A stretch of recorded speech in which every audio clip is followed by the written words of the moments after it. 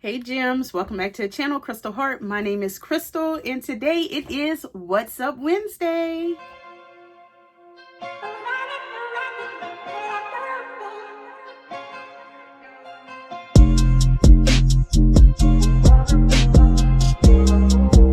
Alright y'all, today is the day where I tell y'all what's been up for the entire week. Before I get into it, y'all don't forget to hit that like button, and also if you're not subscribed, go ahead, hit that subscribe button.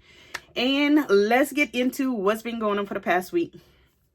Y'all, I am so sick of coming on here and telling y'all that I haven't done much in the past week, but it's just the reality of things. Life is lifing, and I haven't had a whole lot of time to do a lot of, machine sewing, quilting, or anything like that.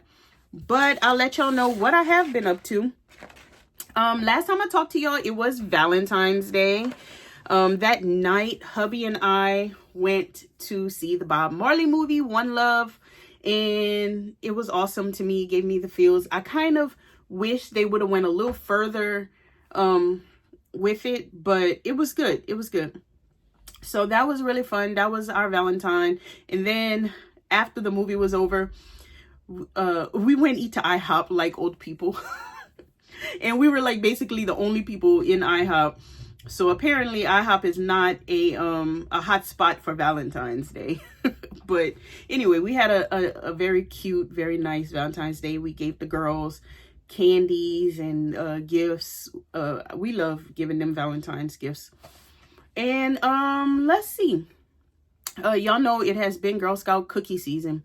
That's what has been taking up pretty much my life and why I don't have time for things. That and, homeschool stuff. Usually I do homeschool stuff. We go to dancing, choir, and all these things.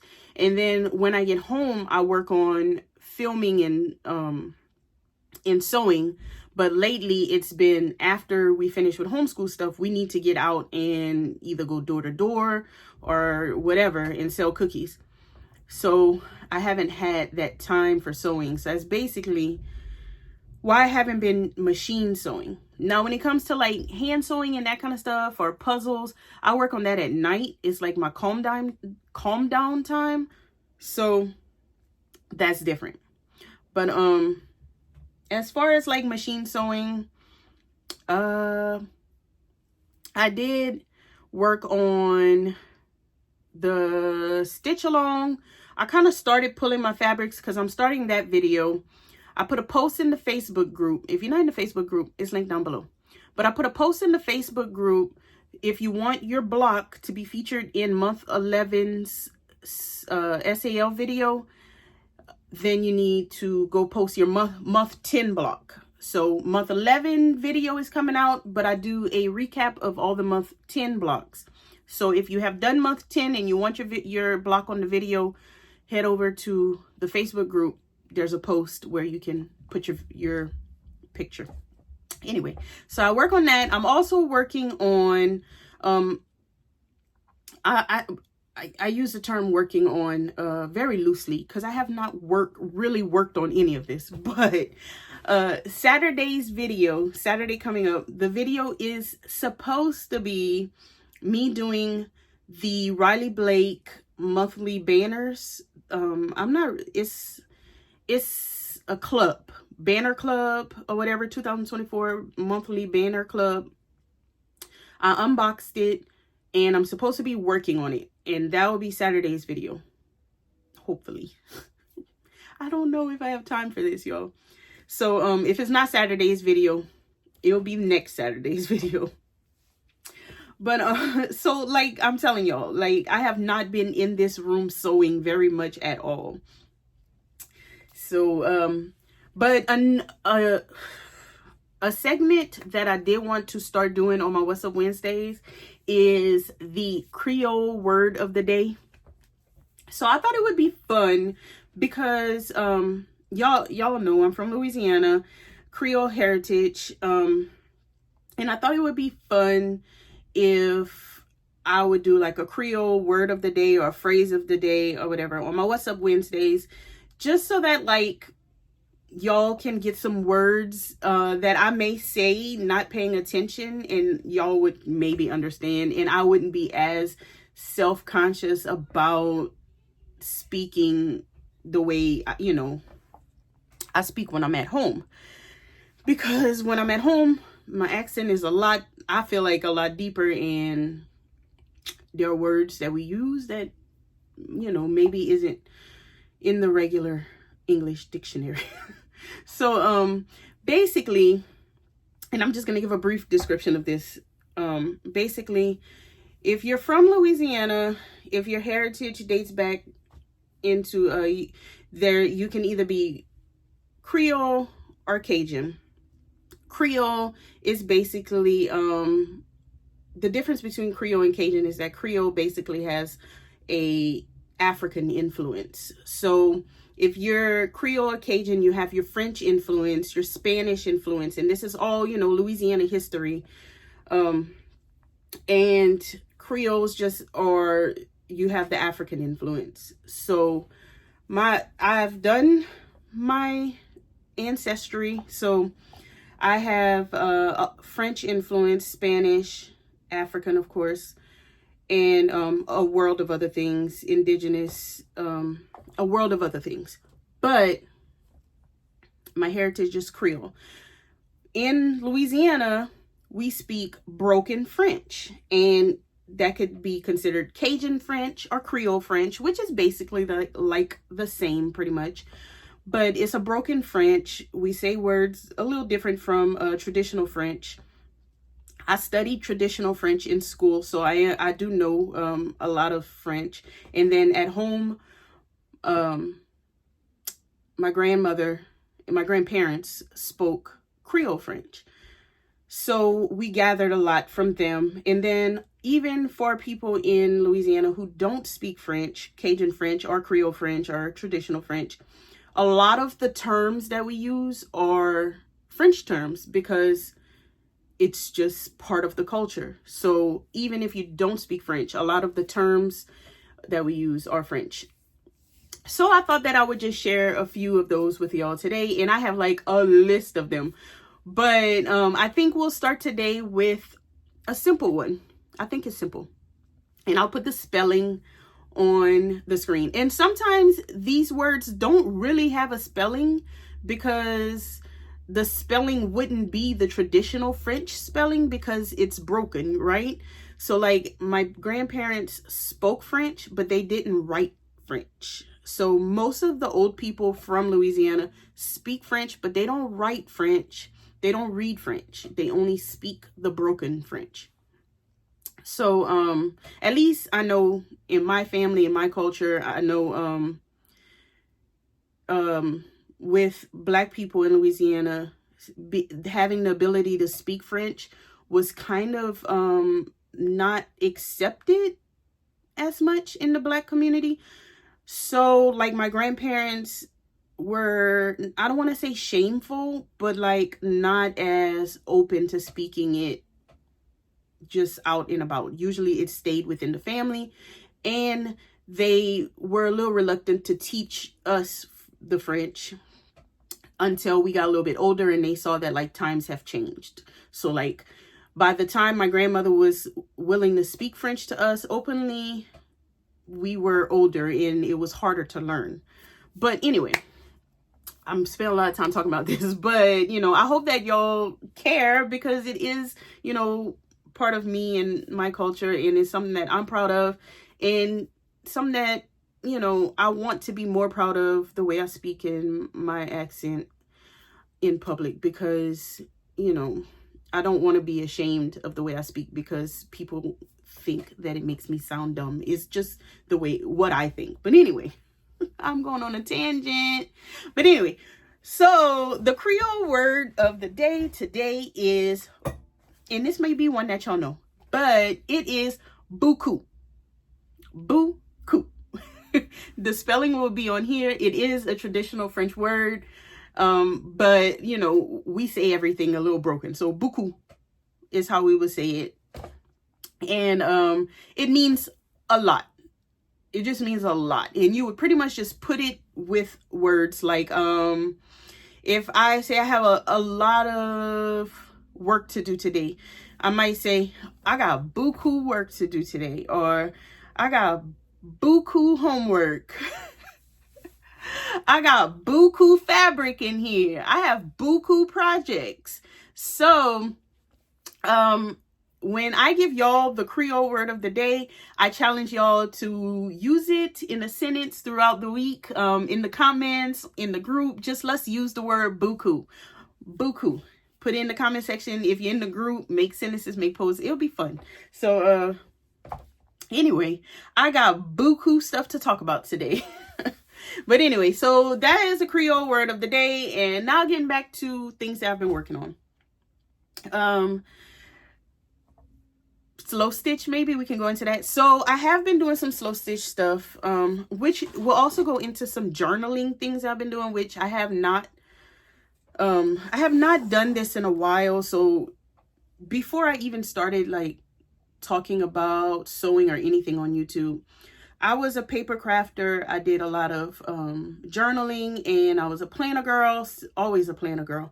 I did a lot of journaling and art journals and that kind of stuff.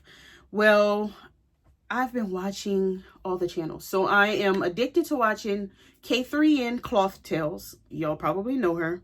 I've been addicted to watching Possum Patty. What is her channel's full name?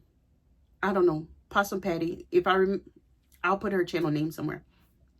And Cookie Creations, or Cookie, I told y'all about her before too. I'll put her channel up here. But anyway, Possum Patty does a trash journal. So I decided to collect some packaging from some of the things around the house and make a trash journal. So this is my trash journal. For Valentine's Day, we gave the girls, this is Cameron's favorite gummy bears. So we gave her Haribo gummy bears and Kamani. So I took the packaging and made a front cover and a back cover for the trash journal. This is not done. I just kind of put all the trash together in these rings, and then I'll decorate everything. But right now it's just strictly the trash. So basically I'll be painting, collaging, all kind of stuff in here. But I'll just show y'all the trash that I used. Okay. And then if you open it, this here is the packaging from the candy that I gave Joseph, hubby, for Valentine's Day. It was a Russell Stover heart-shaped candy. It was bigger, but I cut it down. Everything I cut down to fit in here. Skinny Pop popcorn. Kamani and Cam love this popcorn. The back of an oatmeal box. The next thing has my address on it, so I have to flip it. But it was just a packaging from the mail. This is Kamani's pizza container that the packaging from the pizza that she loves. The packaging from Kamani's oatmeal. Packaging from Cameron's Hot Pockets, or Walmart brand Hot Pockets. More of the Haribo. Kamani's Sour Patch. The pizza packaging from the mail. In it, I cut it to where it would be like a pocket. This I think was the back of Cameron's Hot Pocket. More Haribo, and made little pockets. I have to glue it or something. Cameron, for Valentine's Day, we gave her Dove candy because she loves Dove chocolate. So this came from her chocolates, and then the back is the Haribo.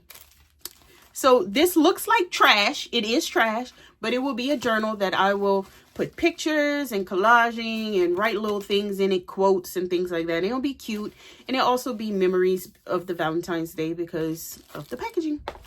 All right, so that idea I got from Possum Patty. This, what is in here is stitch journal stuff. And this comes from K3N Cloth Tales. She has a weekly prompt for hand stitching, for slow stitching. So I had been like, it had been all in my head to do it, but I hadn't started. So for the past few days, I've been like trying to catch up. I showed y'all when I bought these little journals. I plan on decorating it with some sort of slow stitch thing. But I didn't want to make my own journal because I wanted to get started. So I'll just tell y'all a quick thing about it. So the first week 1 was about weaving fabrics. So I did that, and then I did some running stitches. And because it took me so long to just get it in my head to start, I just wrote, just do it. Like, just start, just do it. The background is watercolored with a little bit of stamping. So I've been kind of like watercoloring the pages before I put fabric on it, just so that the pages won't be so bland. And then I sewed it on to the page. This one, the prompt was light and dark. The background, Kamani wanted to do some watercoloring, so I let her do this page. So the watercoloring is Kamani's page. And I did the stitching between light and dark. And then I wrote in there, light and dark, which do you prefer? I'm definitely a light person. Oh, this was just some watercolor. I didn't add anything to this page yet. And then this prompt was diversity. I haven't added it. I just did some stamping on here, but the slow stitch was diversity. So quickly, I'll tell you why this represents me in diversity. The different types of stitching I like to do. Cross stitching. I just did some little hearts on it. This is a Ruby Star Society fabric that says yarn because I am a yarn worker too with crochet. This fabric is a piece of African fabric that Connie sent me a while ago. So I cut a piece of that to represent, you know, my African heritage. I cut a piece of some Saints fabric, the fleur de lis, to represent my Louisiana heritage. And then I did a 4-patch to represent my quilting background and the quilting stitches. So that is diversity for me. And I still have to attach it to the book. This prompt was, what was this prompt? I don't remember what she named the prompt, but it basically was about picking fabrics without looking. So the whole point was that you take a little baggie of fabrics and you just pick random fabrics, and whatever you choose, you do a strip block with. So these fabrics were picked all at random from a small selection that I had. So the whole point was, it doesn't matter if it's pretty, it doesn't matter if it matches. It's just a strip set, random, to allow you to step out of your box. And then the next prompt, and I didn't attach this one either.